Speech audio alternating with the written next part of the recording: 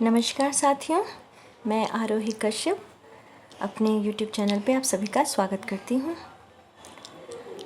आज जो हमारा उपन्यास है वो बहुत ही महत्वपूर्ण उपन्यास है और बहुत ही फेमस उपन्यास है जो कि अज्ञे जी द्वारा लिखा गया है। और इस उपन्यास का नाम है शेखर एक जीवनी। हालांकि ये जीवनी नहीं है, नाम से तो यही लगता है कि एक जीवनी होगी, लेकिन ये जीवनी के रूप में जो है उपन्यास है। तो आइए अब हम शुरू करते हैं। इस उपन्यास के बारे में थोड़ी जानकारी ले लेते हैं। यहाँ आप देख रहे हैं, जैसा कि मैंने बताया आपको, शेखर इस उपन्यास का मुख्य पात्र है और उसी के इर्द गिर्द सारी कहानी घूमती है। ये 2 भागों में प्रकाशित हुआ था।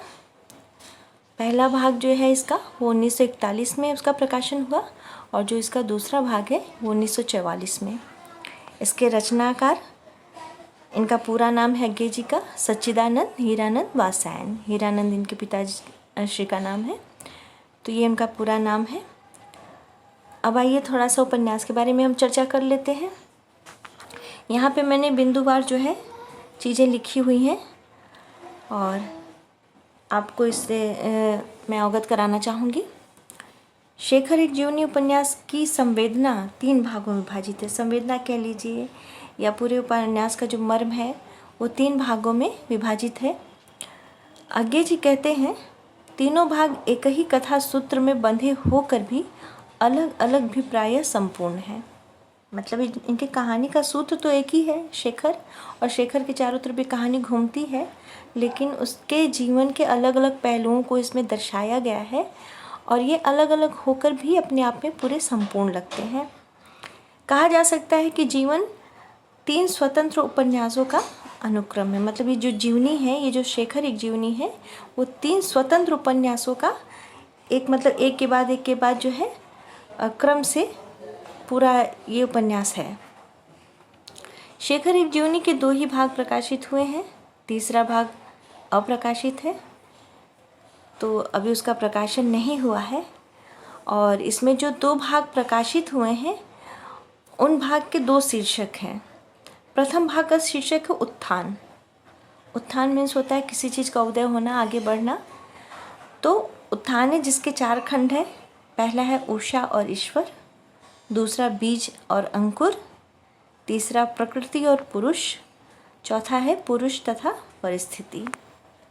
और इसका जो द्वितीय भाग है उसका नाम है संघर्ष। मतलब पहला भाग जो है वो उत्थान है और दूसरा भाग जो है वो संघर्ष है। और ये दूसरा भाग कहते हैं बहुत ज़्यादा महत्वपूर्ण है। इसकी जो कथानक रूपरेखा है वो ज़्यादा महत्वपूर्ण है और इसके भी 4 खंड हैं। पहला इसमें है पुरुष और परिस्थिति।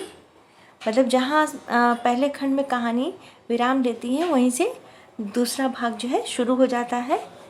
फिर उसके बाद है बंधन और जिज्ञासा।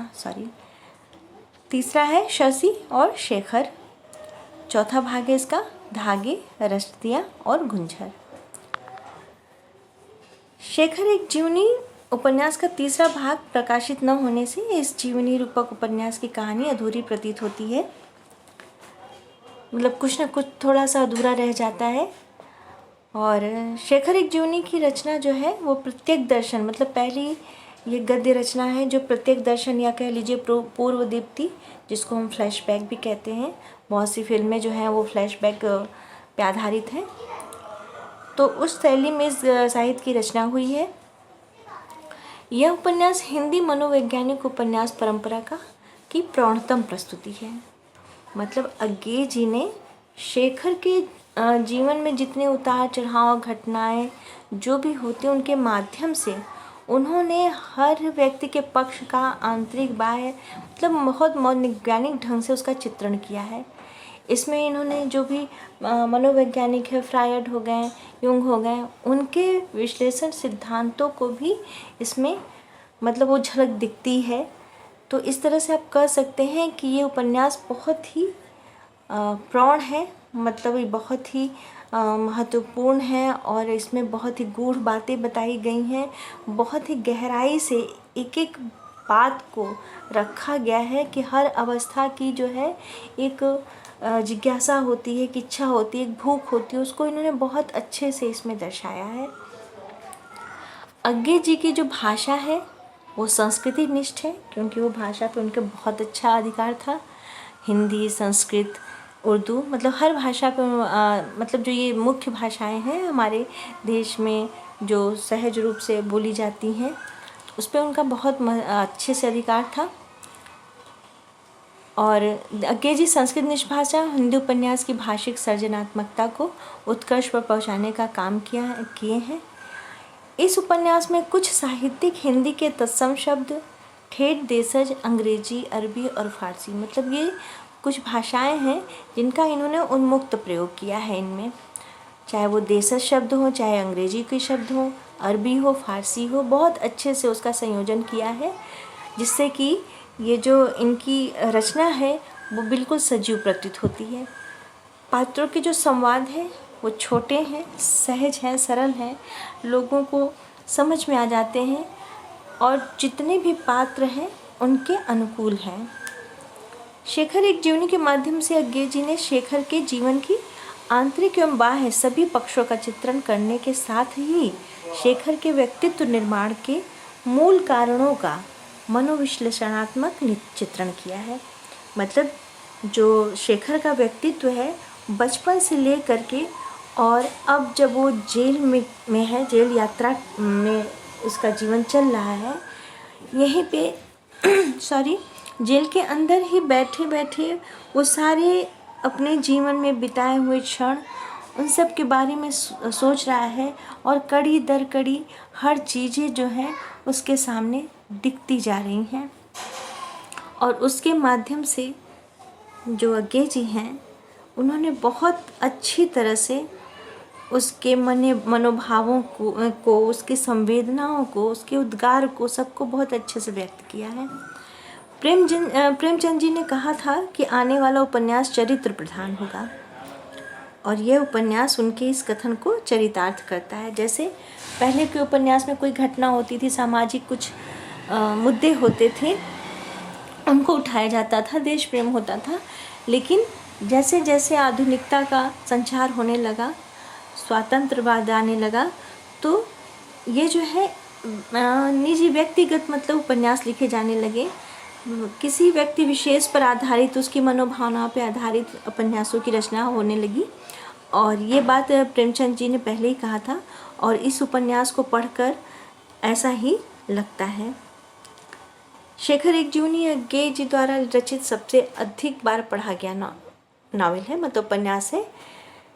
ये भी कभी कभी पूछा जाता है कौन सा ऐसा उपन्यास है जो सबसे अधिक बार पढ़ा गया है हमारे हिंदी साहित्य में, तो शेखर एक जीवनी उस उपन्यासों में इसकी गणना की जाती है। अधिकांशतः यही मानते हैं कि शेखर स्वयं अज्ञे हैं, मतलब जो विद्वान जन हैं और जो पाठक भी हैं, बुद्धिजीवी पाठक हैं, पढ़ने के बाद उनको लगता है कि अज्ञे जी ने अपनी जीवनी के मनोभावों को, अपने जीवन की पूरी कथा को उकेर के रख दिया है। पर अज्ञे जी इस बात का खंडन करते हैं। वे कहते हैं ये उपन्यास उन्हीं की आत्मकथा, मतलब सभी लोग का मानना है कि उनकी आत्मकथानक रचना है, उन्होंने अपने ऊपर लिखा है, अपने जो उन्होंने चीज़ों को भोगा है या जो अनुभव किया है उस पे उन्होंने लिखा है। किंतु अज्ञे जी स्वयं कहते हैं कि यह आत्मजीवनी नहीं है। वे कहते हैं कि आत्मघटित ही आत्मानुभूति नहीं होता है, मतलब खुद पे घटी घटनाएं ही मतलब हम उनका अनुभव करके जो जीते हैं या बोलते हैं या कहते हैं ज़रूरी नहीं है, पर घटित मतलब दूसरों के साथ घटने वाली घटनाओं को भी हम उसका अनुभव कर सकते हैं और उसके अनुभव के आधार पे हम अपने आप को प्रस्तुत कर सकते हैं। बहुत सी ऐसी चीज़ होती हैं जो हमारे जीवन में नहीं होती हैं, लेकिन हमारे पड़ोसी, हमारे मित्र, हमारे फैमिली मेम्बर, उनके साथ अगर कोई घटना घटित होती है और हम उसे बहुत ही संवेदनशील तरीके से, मतलब उसको बहुत ही आत्मसात करते हैं, उसके अनुभव को, उसके एहसासों को अगर महसूस करते हैं, तो हम उसको बहुत अच्छे से डिस्क्राइब कर सकते हैं, बहुत अच्छे से उसका वर्णन कर सकते हैं। तो उनका कहना यही था कि ज़रूरी नहीं है कि खुद पे बीते तभी ऐसा हो, दूसरों पे जो बीतता है उसको भी देख के इंसान उसका अनुभव करके उसे प्रस्तुत कर सकता है। यदि हम में सामर्थ्य, अब आगे ये लिखते हैं, यदि हम में सामर्थ्य है कि हम उसके प्रति खुले रह सकें, शेखर में मेरापन कुछ अधिक है। मतलब इनका वही कहने का मतलब है कि अगर हमें दूसरों की अनुभव, दूसरों की घटनाओं से उसके जीवन पर जो प्रभाव पड़ा है, अगर उसको महसूस करने का सामर्थ्य रखते हैं और मतलब खुले मन से, चाहे अच्छा बुरा कुछ भी दूसरों के जीवन में घट सकता है, लेकिन अगर उसको खुले मन से लेते हैं और स्वतंत्र होकर उन्मुक्त रूप से कह सकने का सामर्थ्य रखते हैं, तो बिल्कुल। और कहते हैं हाँ, ये बात ज़रूर है कि शेखर में मेरापन कुछ अधिक है। मतलब बहुत सी ऐसी चीज़ें हैं जो मुझसे मिलती है, जो विद्रोही स्वभाव है, जो हर चीज़ को जानने की जिज्ञासा है, जो समाज में फैली जो दोष हैं या जो अनुचित बातें हैं, उनके प्रति मन में जो उद्गार हैं, वो कुछ चीज़ें ऐसी हैं जो अज्ञे जी से बहुत मैच करती हैं।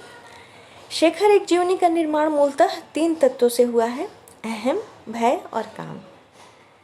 ये तीनों तत्व किसी भी सृजन प्रक्रिया के आदि शाश्वत तत्व हैं। अगर आप स्वयं महसूस करेंगे तो होता है जीवन के मतलब व्यक्ति के जीवन में अहम की बहुत महत्वपूर्ण भूमिका होती है। कोई अपने अहंकार में जो है सब कुछ नष्ट कर देता है, और बहुत सारी ऐसे जैसे ईगोइस्ट होते हैं, ईगो हमारा बहुत महत्वपूर्ण होता है, कभी कभी हम उसके चक्कर में अपना बहुत अहित कर बैठते हैं। दूसरा है भय। भय किसी भी प्रकार का हो सकता है, कैसा भी हो सकता है। काम, ये भी एक ऐसी प्रक्रिया है जिससे कोई इंसान अछूता नहीं रहता है। तो यही तीनों तत्व जो है किसी भी किसी भी वस्तु का, किसी भी व्यक्ति का व्यक्तित्व के निर्माण की सबसे मतलब एकदम नैसर्गिक प्रक्रिया है। बच्चन सिंह के अनुसार विद्रोह उसकी अस्मिता का कवच है।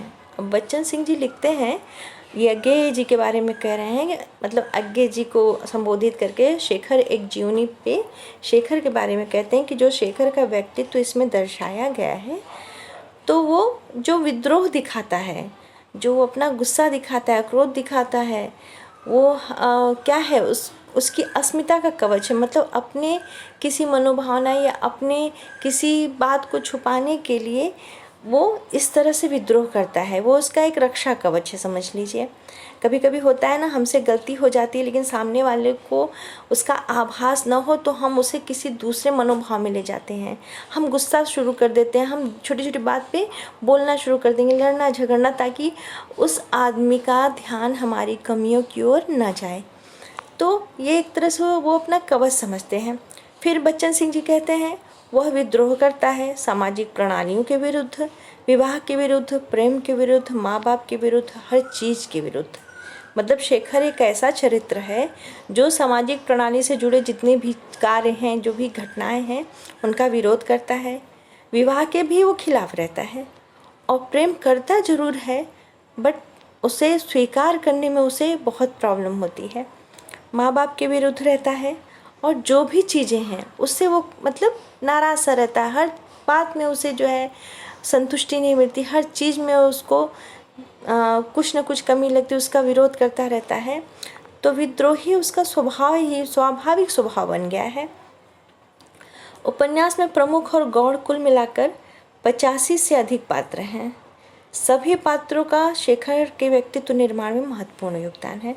मतलब इसमें अगर पूरा देखा जाए, पूरे उपन्यास दोनों खंडों को मिलाकर देखा जाए, तो इसमें बहुत सारे पात्र हैं, लेकिन फिर भी कुछ मुख्य पात्र हैं जो इसमें ज़्यादा देखने को, सुनने में और संवाद श्रृंखला जब चलती है उसमें देखने को मिलते हैं। और हर व्यक्ति का जो शेखर का ये व्यक्तित्व बना है, उसमें अच्छा बुरा जो भी समाहित हुआ है, उस पे सभी लोगों का जो है प्रभाव पड़ा है। मनोवैज्ञानिक उपन्यासों में पात्रों की संख्या कम होती है, किंतु यह उपन्यास इसका एक अपवाद है। अब ये भी महत्वपूर्ण क्वेश्चन है कि ऐसा कौन सा उपन्यास है जो उपन्यास का एक पैरामीटर जो होता है, जो मापदंड होता है, उसका क्राइटेरिया होता है, उस पे ये खरा नहीं उतरने के बावजूद भी ये एक बहुत बढ़िया उपन्यास है। तो ये शेखर एक जीवनी है। अब आइए इसके प्रमुख पात्रों के बारे में जान लेते हैं। शेखर जो इसका मुख्य नायक है, मुख्य पात्र है, विद्रोही स्वभाव है उसका, स्वच्छंद विचारों का व्यक्ति है। मतलब उसे जो सही लगता है वही सही है, उसे हर बात में हर चीज़ जाननी होती है। अगर उसको उसका जवाब नहीं मिलता है तो बहुत इरिटेट हो जाता है, क्रोध करता है, गुस्सा करता है, विद्रोह करता है। दूसरा पात्र इसमें है सरस्वती। सरस्वती जो है वो शेखर की सगी बहन है और उसकी प्रेरणा स्रोत भी है, उसकी गुरु भी है। मतलब माँ से जब कोई प्रश्न पूछता है और उसको सही जवाब नहीं मिल पाता तो अपनी बहन के पास आता है और बहन कोशिश करती है कि उसके प्रश्नों का उत्तर देके उसके मन को शांत किया जाए। शारदा एक मद्रासी शिक्षित प्रतिभावान युवती है जिसकी सुंदरता से शेखर आकर्षित हो जाता है। ये शारदा जो है जब ये अपनी मैट्रिक पढ़ाई कंप्लीट करके लाहौर जाता है, वहाँ पढ़ाई करने के लिए अपने बीए की जो है पढ़ाई आगे करने के लिए जाता है, तो वहीं जो छात्रावास रहता है वहीं पास में ही ये शारदा भी उसी कॉलेज में पढ़ती है और वहीं रहती है। तो वहीं पे इसकी मुलाकात उससे होती है और वो इसके प्रति आकर्षित हो जाता है। लेकिन शारदा की माँ जो है मतलब ये लोग मद्रासी फैमिली से बिलोंग करते हैं, थोड़ी कट्टर स्वभाव की रहती हैं और उनके डर के कारण शारदा जो है इसे एक्सेप्ट नहीं करती है, इसके प्रेम को, और ठुकरा देती है और इसके मन पे बहुत आघात पहुंचता है और ये वहाँ से कंप्लीट करके पढ़ाई ये चला आता है। शांति 18-19 वर्ष की लड़की है और जिसके संघर्षशील जीवन से ये शेखर बहुत प्रभावित होता है, किंतु जल्दी वह भी जो है तपेदिक से ग्रसित हो जाती है और उसकी मृत्यु हो जाती है। शीला शेखर की शिष्या है जो शेखर के प्रति बहुत आकर्षित हो जाती है। एक यही लड़की है, मतलब शेखर के जीवन में अनगिनत महिलाएं आती हैं जाती हैं पर इसे कहीं तृप्ति नहीं मिल पाती है, मतलब इसके मन को कहीं शांति नहीं मिल पाती है। एक माँ और एक ये शीला है। शीला शिष्या के रूप में शेखर अपनाता है और एक माँ है जो माँ है ही है और अधिकतर नारियों के संपर्क में ये प्रेम की अनुभूति करता है। और इसकी जो मुख्य नायिका है शशि, क्योंकि ये शशि ही एक ऐसी लड़की है जो इसके बाल्यकाल से, मतलब इसके बचपन से अपने मृत्यु तक इसके साथ रहती है, इसको कदम कदम पे इसका साथ देती है, अच्छे बुरों की पहचान करवाती है, कर्तव्य का बोध कराती है। जब भी ये कभी भटकता सा महसूस करता है तो उसको जो है संभालती है। तो ये जो है बहुत मुख्य पात्र है। और ये शशि जो है वो शेखर की मौसेरी बहन होती है और प्रेमिका भी। हालांकि हमारे समाज में बहन भाई का रिश्ता बहुत ही पवित्र माना जाता है, लेकिन उस समय अज्ञे जी ने इस तरह से इस रिश्ते को इसमें दिखाया जो कि आलोचना का बहुत बड़ा विषय बना। तो और फिर उसके बाद जो है दूसरे कैरेक्टर हैं बाबा मदन सिंह है, मोहसिन है और भी बहुत सारे कैरेक्टर हैं, राम सिंह है, काफ़ी लोग हैं जो शेखर के व्यक्तित्व में, उसके व्यक्तित्व निर्माण में अपनी भूमिका निभाते हैं। उसे जो है जीवन के यथार्थ से, वो जीवन के मूल्यों से उसका परिचय कराते हैं। जो उसका एक श्रृंखल स्वभाव रहता है उसको शांत करने में इन लोगों की बहुत महत्वपूर्ण भूमिका होती है। शेखर एक जीवनी वस्तुतः शेखर की स्मृतियों का एक गुलदस्ता है। कहते हैं ये जो फ्लैशबैक में स्टोरी चलती रहती है, मतलब शेखर जेल में है, एक एकांत कोठरी में बैठा हुआ है और वहीं पे वो सारा ताना बाना अपनी ज़िंदगी का जो बीत चुका है उन सारी बातों को सोच रहा है और उन्हीं में से एक घटना, एक तथ्य निकाल के एक कैरेक्टर के साथ में अपने जीवन की स्मृतियों को जो है याद कर रहा है। तो इस तरह से उसके जीवन की पूरी स्मृतियों का एक बड़ा सा एल्बम है, आप एक तरह से कह सकते हैं। प्रथम भाग में 17 वर्षों की कहानी है जिसमें ईश्वर के प्रति अनास्था और उसका विद्रोही स्वभाव परिलक्षित होता है। शेखर एक जीवनी का दूसरा भाग अधिक सशक्त है। जैसा कि मैंने पहले ही बताया है कि उसमें जब जो मैच्योरिटी आती है, जब जीवन का अनुभव आगे बढ़ने लगता है, बहुत सारी घटनाएं, दुर्घटनाएं हमारे जीवन को, हमारे व्यक्तित्व को प्रभावित करती हैं, तो हम धीरे धीरे बहुत कुछ सीखते हैं और उसका जो है थोड़ा सा हृदय परिवर्तन भी होता है, थोड़ा वो और मजबूत हो जाता है। तो इस तरह से दूसरे भाग में जो है कहानी और जाकर ज़्यादा प्रेरक हो जाती है। लेकिन अभी आज मैं आपको प्रथम भाग का ही थोड़ा सा सारांश बताऊंगी। अभी तक मैंने जितना इसका विवरण दिया है उससे आपने बहुत कुछ तो समझ लिया होगा। तो आज इस वीडियो में मैं प्रथम भाग के बारे में ही बताऊंगी और अपने नेक्स्ट वीडियो में इसका सेकंड पार्ट जो है, द्वितीय भाग जो है, उसके बारे में मैं आपको बताऊंगी। प्रथम भाग में सबसे पहले जो शुरू होता है कि ये अपनी माँ, मतलब इनकी माँ बड़ी धार्मिक रहती, पूजा पाठ करती हैं और इनके सामने एक ऐसी घटना घटती है कि किसी एक व्यक्ति को सांप काट लेता है। वो जाता है भगवान के मंदिर में, उससे बहुत प्रार्थना पूजा करता है, लेकिन फिर भी वो बच नहीं पाता है। तो इसके मन में एकदम ईश्वर के प्रति अनास्था उत्पन्न हो जाती है कि जब कोई मतलब ही नहीं है, कुछ ऐसा नहीं है जिससे कि हम कुछ सीख सकें, मतलब हमारे जीवन में कोई सुधार हो सके या ईश्वर हमारी मदद कर सके या हमारी प्रार्थना को स्वीकार कर लें, तो फिर हम उस ईश्वर को क्यों मानें। इनके जीवन में बहुत सारी ऐसी छोटी बड़ी घटनाएं होती हैं बचपन में जो इनके मन पर बहुत गहरा प्रभाव डालती हैं और इनके प्रश्न ऐसे ऐसे रहते हैं जिनका स्वाभाविक रूप से उत्तर देना सबके लिए मतलब पॉसिबल नहीं होता है। ये अपनी माँ से अनेक प्रश्न ऐसे करते हैं जिस पे इनकी माँ निरुत्तर हो जाती हैं और उन्हें गुस्सा भी आता है। ये कहते हैं कि बच्चे कैसे होते हैं, पेट से कैसे निकलते हैं, मतलब ऐसी कुछ बातें बोलते हैं जो इनकी माँ को बहुत ख़राब लगता है। इनके स्वभाव को देखकर हमेशा ये शरारतें करते हैं, दूसरों को परेशान करते हैं, हर बात पे जो है चिड़चिड़ा होना और पढ़ाई लिखाई में इनका मन न लगना। इनकी माँ इनसे बहुत परेशान रहती हैं और उस पर कभी कभी इन्हें दंड स्वरूप इनको मार भी देती थी, जिससे इनके मन को आघात लगा और ये अपनी माँ को पसंद नहीं करते थे। इनकी जो बहन थी सरस्वती, वो इनको बहुत मानती थी और बाल्यकाल में जो एक अनुभूति होती है, जब जिसको कहते हैं वयः संधि आती है, जब बचपन अवस्था जो है वो बाल्यावस्था है, जब किशोरावस्था में जब मतलब आगे परिवर्तित होती है, तो मन में कई सारे विचारधाराएं आती हैं, कई सारे जिज्ञासाएं जगती हैं। तो इनको जो महसूस हुआ, प्रेम का जो पहला क्षण महसूस हुआ, वो अपनी बहन के साथ हुआ और उसको ये बहुत मानते थे, अपनी बातों को उससे पूछते थे, वो भी अच्छे से इनको समझाती थी। लेकिन फिर उसकी शादी हो जाती है और आगे बिल्कुल टूट जाते हैं। इनको लगता है अब कुछ नहीं है, क्योंकि इनके अंदर जो है जो भावनाएं हैं बहुत प्रबल रहती हैं और इतना मोह रहता है कि उससे इनको बहुत दुख पहुंचता है उसके दूर जाने से। उसके बाद फिर इसी तरह जो है इनके घर में जो नौकरानी काम करती है उसके प्रति भी इनका झुकाव बढ़ता है। धीरे धीरे इनकी अवस्था जो है आगे बढ़ती चली जाती है। उनके जीवन में कई सारी लड़कियों का प्रवेश होता है, उनके प्रति इनका आकर्षण और बहुत सारी इनके प्रश्न, और फिर धीरे धीरे जो है ये अपना किसी तरह पढ़ाई लिखाई कंप्लीट करते हैं और उसके बाद जो है अपने आगे की पढ़ाई जारी करने के लिए ये लाहौर चले जाते हैं।